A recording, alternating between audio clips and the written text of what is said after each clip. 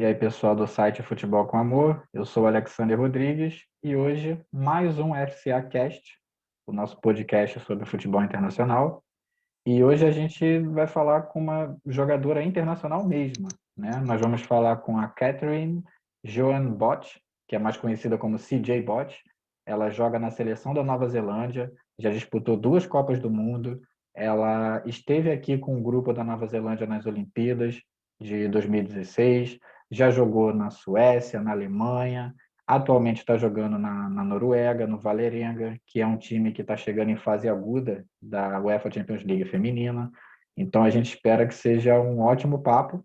E de antemão, eu peço desculpa pelo meu inglês enferrujado, mas vamos fazer de tudo para que seja uma conversa bem legal. Ok, let's start. Catherine Bott, is the correct pronunciation? Yeah, close enough. It's Catherine Bott. It's a very English name. Oh, well, are you use it to be in podcasts like that? No, I'm not, but always time for a first. I will start for the very beginning. How was your start in football? I mean, people who motivated you? From the very beginning, you mean? Yes, from the very beginning in Wellington. Well, I have a kind of a funny story, I guess. I went to a very small elementary school, and I remember when I was probably 7 or 8, I think, a school choir started up. And I was quite literally the only girl in the entire school who refused to go to this choir. And so I had no friends left. And my older brother used to play football on the courts with all his friends. And I joined in with them because, like I said, I had no other friends, and they hated it. They hated the fact that a girl was going to join in with them, and I was really bad as well. I had no idea what I was doing.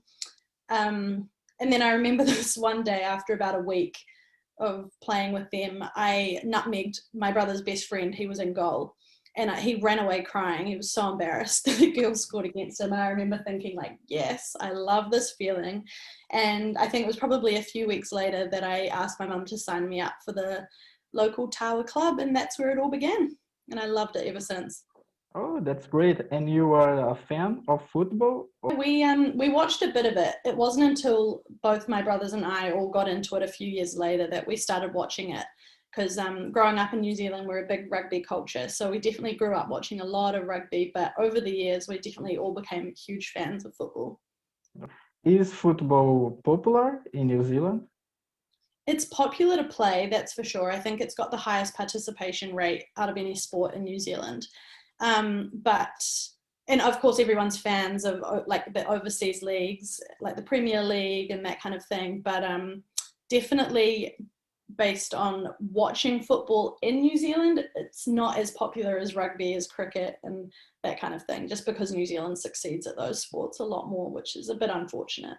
Yes, I think that rugby in New Zealand is like football here in Brazil. It's a religion. Exactly. That's exactly a very good comparison. And did you have any players, male or female, who you were inspired by? Growing up, I was definitely inspired by Mia Hamm at the time. I remember I've named my cat after her when I was a kid. And then definitely the classics, Ronaldo, Messi, and then over the years, Marcelo's definitely been my big inspiration for sure. Okay, when you say Ronaldo, you mean Cristiano? Oh yes, I do apologize for that. Yes. Yes, because here in Brazil we have 2 Ronaldos, the Ronaldinho and Ronaldo phenomenon. Very right. Sorry to disappoint you there. No, that's okay. That's okay.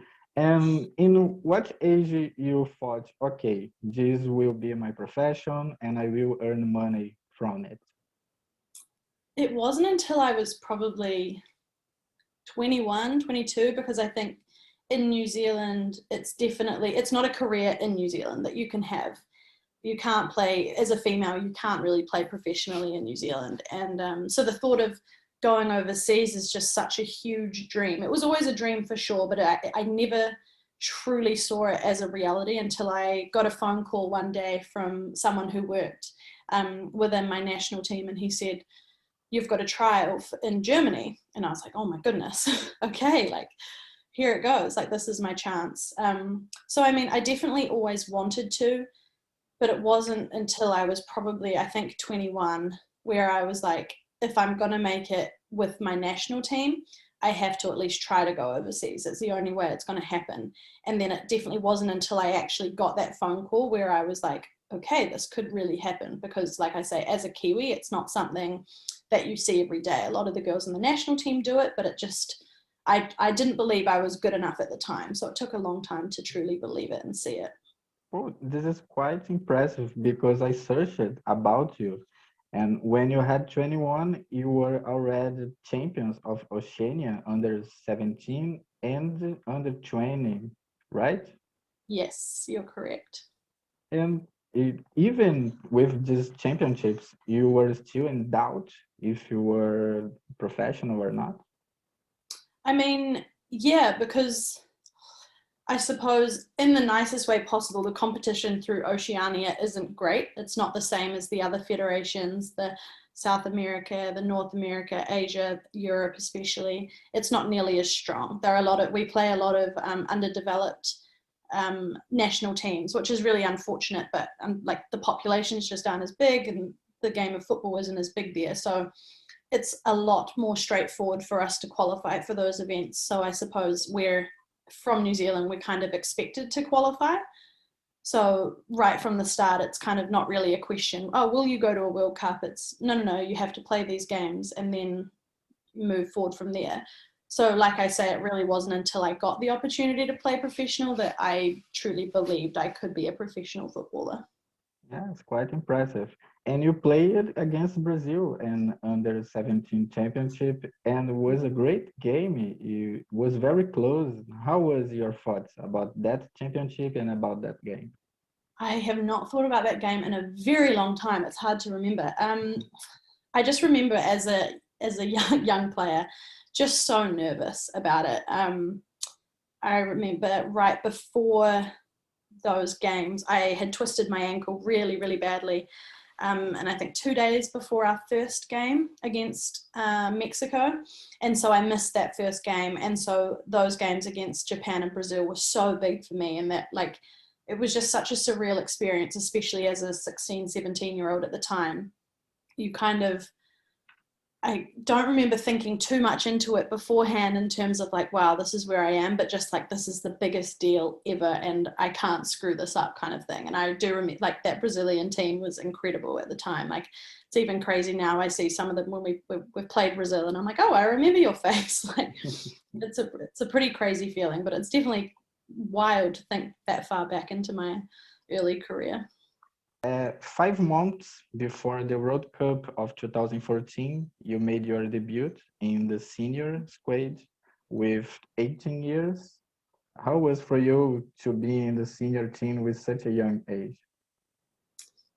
I mean, it was very surreal. I hadn't even, when I first got called up, because I had one tour in China before I got my debut, and I hadn't even trained with the team before I got called up.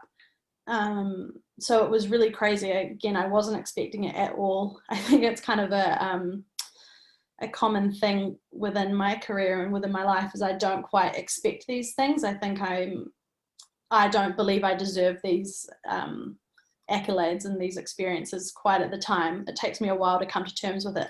So I remember at the time it was incredibly crazy. And then in the Cyprus Cup, when I did get my debut, I think I shed a little tear when I got on the field. And it was incredibly special for me. But I think I ruined it pretty quickly. I got a yellow card in about 2 minutes. But no, it was very special. It was a very humbling experience. And again, yeah, I was just mind blown that I, of all people, was playing with some of the women I looked up to all my life. And suddenly they were just human beings that I was playing with. And it was a really crazy experience, but it was very special and it still is to this day.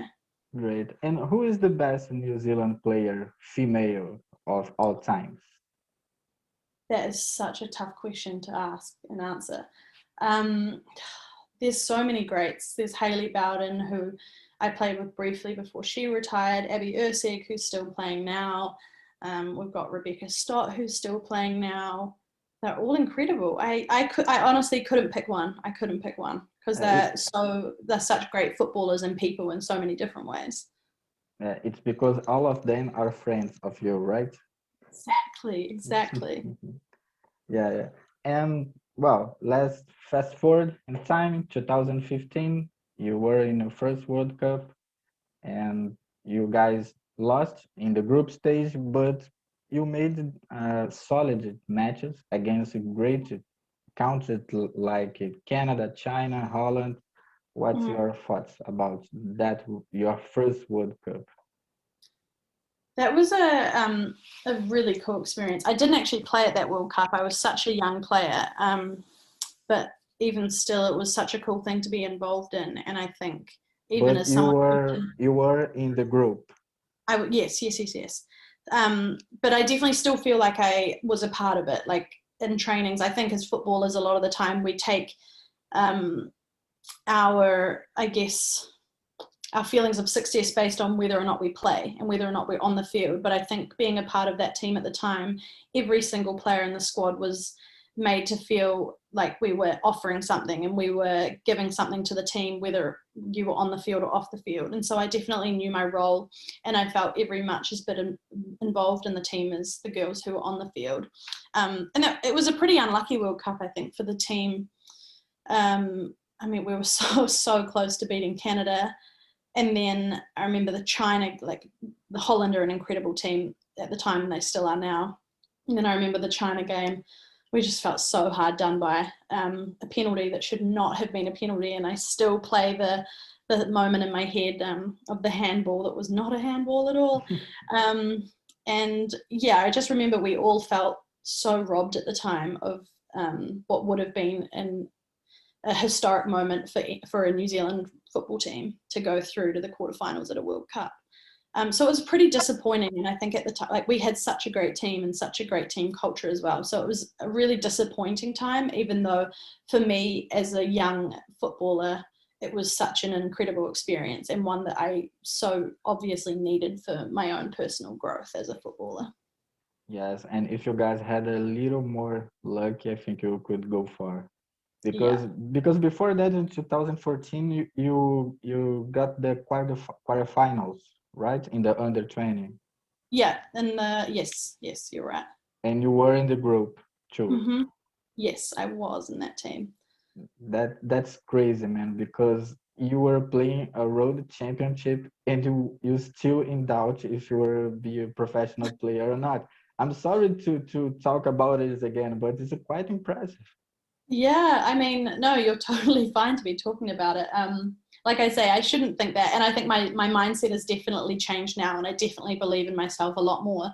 But like I say, just coming from New Zealand where you don't see it every day, it's hard to see yourself when you just see yourself as a normal human being. I'm like, yeah, I just play football.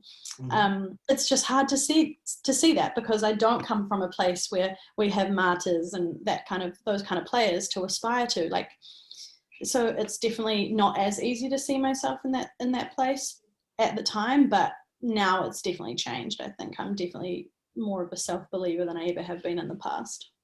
Yes, and if you weren't a football player, which profession you were choosing? That's tough. I always saw myself as a police officer, I think, beforehand. I don't know if that's what I would be, if that's what I'm going to be once I'm out of football, but I definitely always loved that kind of career. Okay. And did you play some Olympics in your career? I went to the Rio Olympics, but I was an alternate athlete. So basically they select, I think it was 19 players at the time. And then I was one of the 4 traveling reserves. It was a really tough call, I think. And it was an incredible experience to go there as well. But it was also very hard knowing that I was so close to being in that squad. And that, again, was a huge point in my development. And I think it was really good to go through something quite hard. I was devastated at the time to not be one of the 19 squad members, but it definitely taught me how to be resilient and how to ride through tough times, and that I can always take a learning experience out of anything, negative or positive. Okay, and how many days you had here in Rio? Days. It A felt like week? a while. No, it felt like a while actually, because we had a pre-tour there for about a week or two maybe. We were there for probably 2 weeks before the Olympics started. We were probably there for about a month in total, I'd say. Yeah. Oh, it's a lot of time. So Yeah. did you have chance to visit some touristic place here in Rio? It was a bit unfortunate for me personally. The team did. Team went to Christ the Redeemer and to a few different places in Rio, but unfortunately I got a concussion about 5 days before we entered the Olympic Village. It was a really bad concussion, so I was stuck in a dark room trying to get better from that. But the rest of the team saw it all and they loved it, so happy for them. And well, 2017, you went to play in FC Carl Zeiss Jena. I think this is the correct pronunciation. Mhm. Was your first experience play in the outside league? How the opportunity to play in Germany came about? So at the time, I was one of the first young players from New Zealand, a part of a special program, I guess, where they were really trying to push for young football ferns to go abroad and play abroad. We kind of, as a team, decided that if the football ferns, our New Zealand national team, were going to get any better, that we would have to all be professional footballers. And so they started up a program where they got in contact with agents overseas to try and get us into professional contracts. And that's how it began. I got a call one day from one of the coaching staff and he said, look, we've got an opportunity for you to trial in Jena, Germany. And would you like to go? And I said, no thoughts, like definitely I'm going to go. And so I trialed there for 2 weeks before I was offered a contract. Oh, great. And how was the adaptation to the German football? Which were the difference between New Zealand and Germany? It's no doubt a huge difference. I mean, the German football, both male and female, is incredible. It's got such a good reputation worldwide, both nationally in the Bundesliga and internationally on the world stage. And I think the quality of coaching is incredible over there, and their detail to the game, their technical ability on the ball and their trainings, as well as their tactical understanding of the game, is 1,000 times better than what we unfortunately have in New Zealand. And even though I have no regrets of where I grew up, you can definitely see how much more evolved and advanced the game is in Germany and Europe as well, and many other places around the world.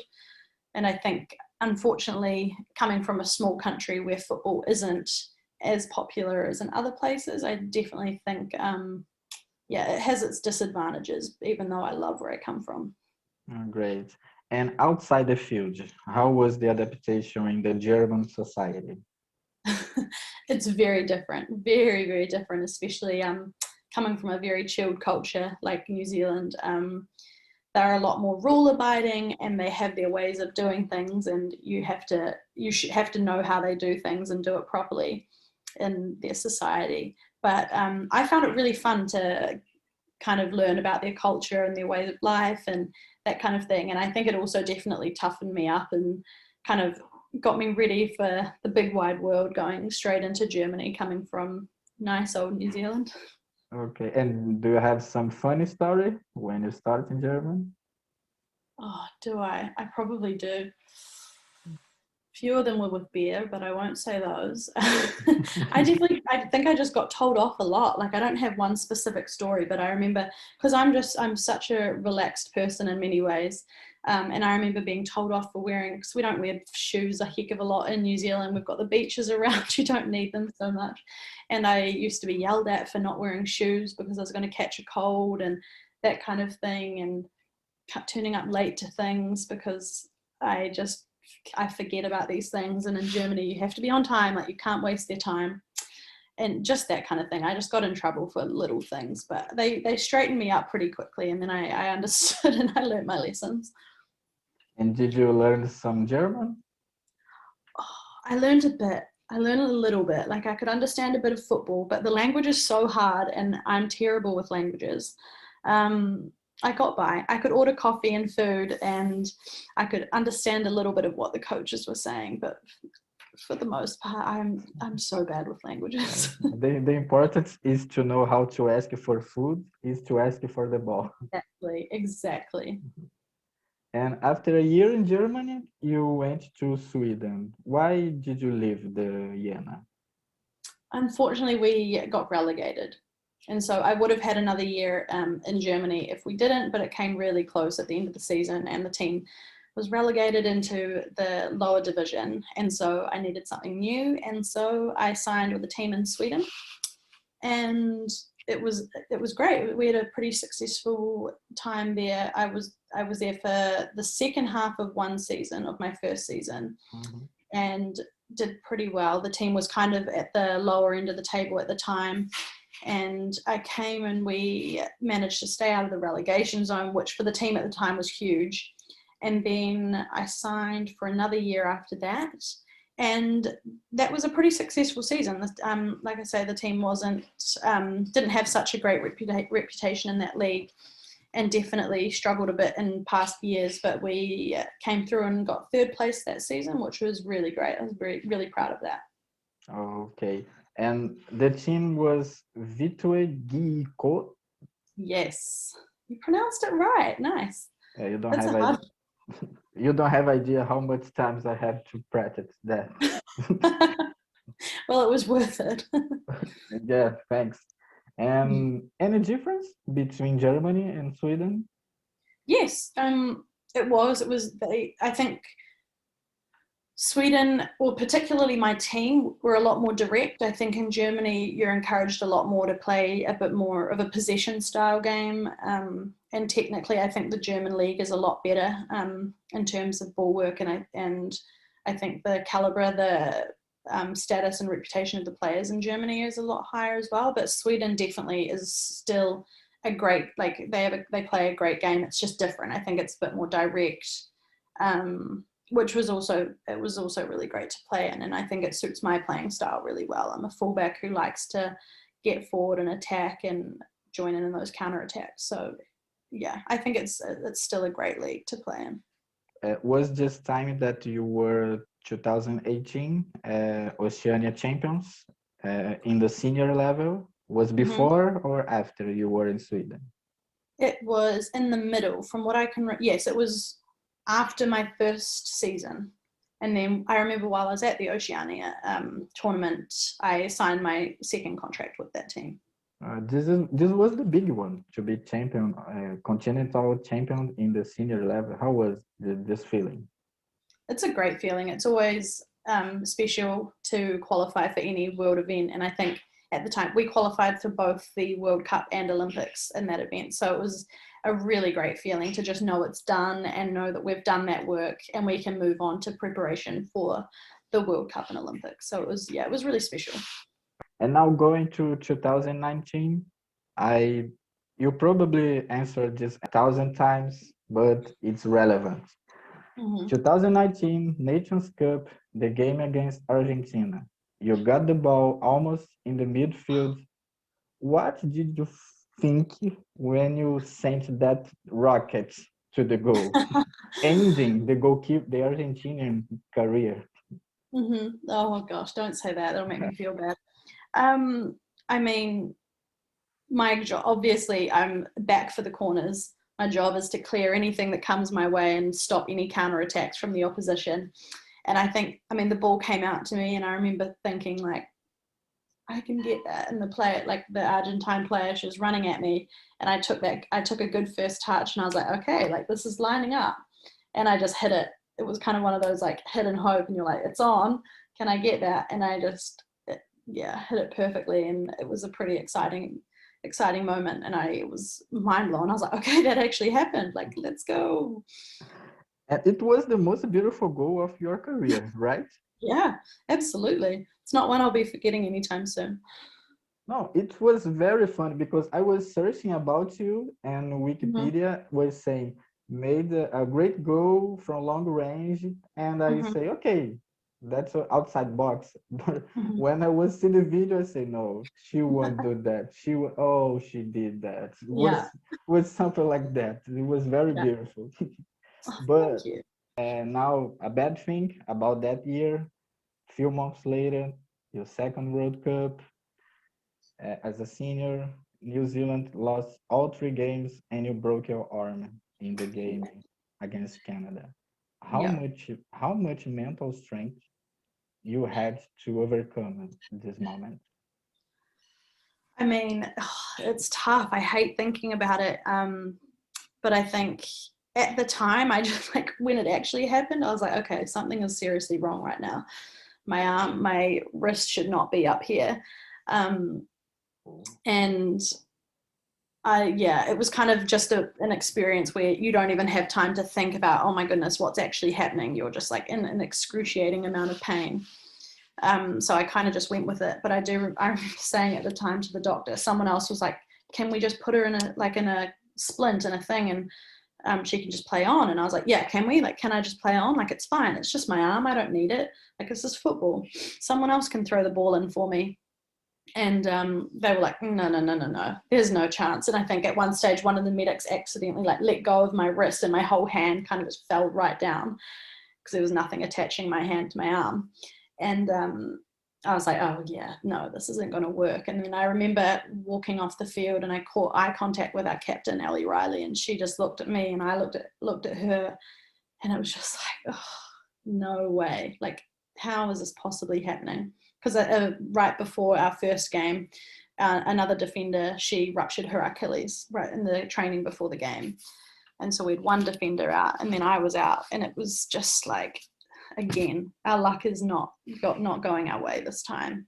And it was devastating. But again, I think because things happened so quickly, I was rushed to the hospital, and then the next day I had surgery, and there was so much going on that I didn't actually have time to process what was really happening until afterwards. And I think I was pretty angry at the time. I was upset. I was like, why me? Why our team? Why can't things just go our way for once?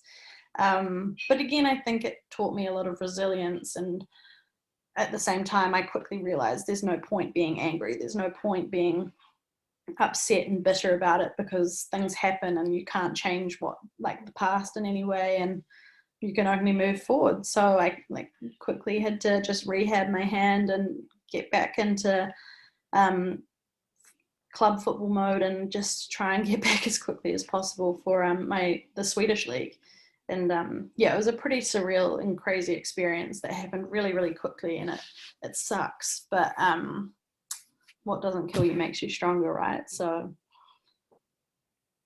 Yeah. And how many times you were outside the field? Not too much at all. And what was the hand that you right? Yeah, it was my right hand. Oh, and how many times with the casket? I think. The cast. I think I was on the field for 10 minutes, and then I was in the cast for 6 weeks. Yeah. So let's talk about 2020.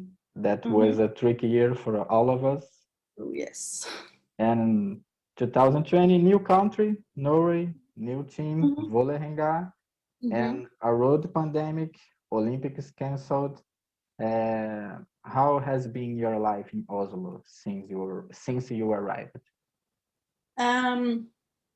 It was crazy again. I was there for 1 month, and then we went away with the team, and then I went to the Algarve Cup with the national team, and then the day I got back to Norway, everything went into complete lockdown.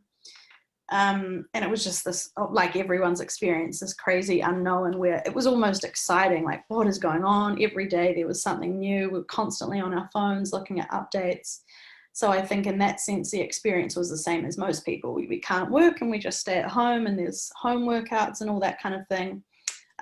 But at the Algarve Cup and a little bit before, I had a bit of strange knee pain and wasn't too sure what was going on. And then after I got back from the Algarve Cup with the national team, I knew something was wrong with my knee, but I had no idea what was going on. And I got an MRI, and it's probably about a month into quarantine. I got the MRI results, and I was told I had a completely ruptured meniscus. So bad knee injury on my left knee. And so my quarantine experience and my 2020 for the most part, that experience was filled with rehabbing a knee injury. So I had surgery and I was out for 4 months after my surgery and 6 months total. So my 2020 was taken up by a lot of time at the gym to get back onto the field. I saw some videos of you in social media, where you're showing your exercises and your routine. In the New Zealand is probably the country that's best deal with COVID-19. And you thought in go back sometime? I thought about it quickly, and then I realized I probably couldn't because it was so unknown. I didn't know whether or not our league would start up soon, how long this would all last for, but for the most part, I just felt really safe in Norway, and there's never been a point where I feared for anything. I think also knowing that my family were quite safe in New Zealand, it never got too bad there, and they dealt with it really well and really quickly. I never worried about them too much, which I was very lucky to be in that position to not have to worry about my family. And like I say, I just felt so safe here, and very supported by my club. And my teammates were great, so we managed to have really good safe training sessions, and things were just dealt with quite well within my small bubble in Vålerenga. And so I never really thought that home was a good option, especially when I found out about my knee. I knew that I had the best support here to rehab and get back as soon as possible. So as much as I've missed home, I wasn't able to go home for Christmas, which was really sad. But like I say, I always knew that here in Norway was the best place for me to be, which I'm very lucky to be in that situation. Okay, so you had time to learn a little of Norse?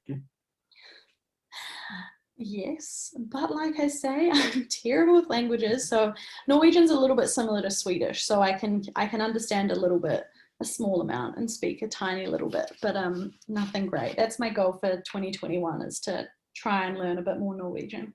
Okay, I will believe that. Yeah, I were in Oslo in 2018, and it's crazy because everyone speaks English. I didn't speak any Norwegian because I don't know too, but I speak it. I spoke English all the time. Just in Sweden, I had to, because the things are right in Swedish, and Oslo is writing English as well, which help us a lot. Exactly, but it also makes it really hard to learn the language, because I remember in Germany everything is German and everyone kind of expects you to learn German, which is totally fair, and I really respect that. And so you're kind of forced to speak it even if you're a bit uncomfortable and shy, and you pick it up a lot quicker, even though it's a really difficult language to learn. But then in most Nordic countries, most Scandinavian countries, their English is so good, and you just order it. You go to a coffee shop and you say, oh, I would like a cappuccino, and then they just speak to you in perfect English. And so it makes it really difficult to learn the language because English is so easy to learn, and even they think it's just easy to have a conversation in English, because otherwise it would be a slow, boring conversation for them.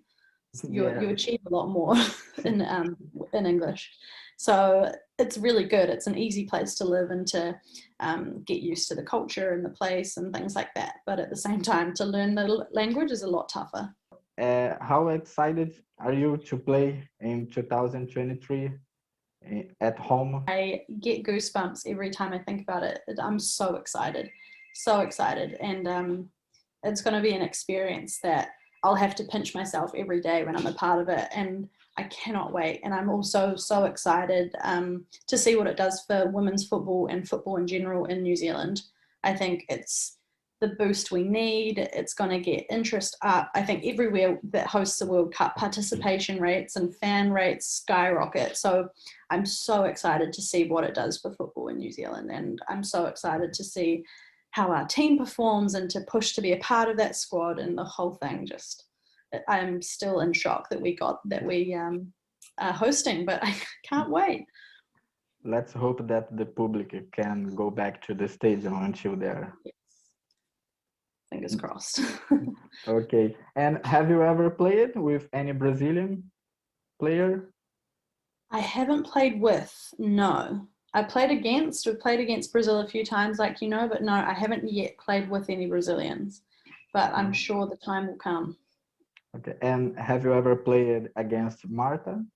Yes, I have. We played in Brazil. I can't remember what year or what city it was in, but we played against Brazil. It was a game at 10 p.m. at night because it was so hot. It was about 40 degrees that day. And I came on in probably the last 10 minutes. I was still pretty young at that stage. And I remember coming on the field at right fullback, and I thought I was living a dream. That woman moves quick. I was like, where did she go? Where did she go? And it was the biggest I was amazed at her. You mark her? Did you mark her? And it's difficult? Yeah, for sure. Okay. I like to think I'd be a bit better now. But yeah, it was a challenge when I was probably about 19 or 20 at the time. So it was definitely a challenge. I was like, okay, I'm here. Let's go back just a little about the pandemic. Vålerenga couldn't play it at home against Brøndby in the Women's Champions League, and this was because the pandemic. Yes. So we were supposed to play the home and away game in December last year, and then unfortunately, some of the players from the Danish national team got infected and then brought it back into the Brøndby team. And so when they came here to Oslo and travelled. And then unfortunately the game had to be cancelled the day before, I think, the game, or the day of the game. I can't remember exactly, because we were at risk of getting it, because some of their players were obviously potentially infected. And so that game was postponed, and then we were supposed to play then a week later in Denmark. And then we heard the news that their players were infected, and so both games were then postponed until February. And then more corona drama. Then the variant virus was introduced and found in Oslo. Someone had it, and so just a couple of weeks ago, the city went into complete lockdown, and so therefore we as players couldn't leave, and then other people couldn't come into Oslo or Norway. And so basically the border rules were really, really strict, and we were then, UEFA then decided that we would play one game away in Copenhagen against Brøndby, which was last night. Jay, thanks a lot for your time, and it was great to speak with you, okay? Nice to speak to you too. Thank you so much.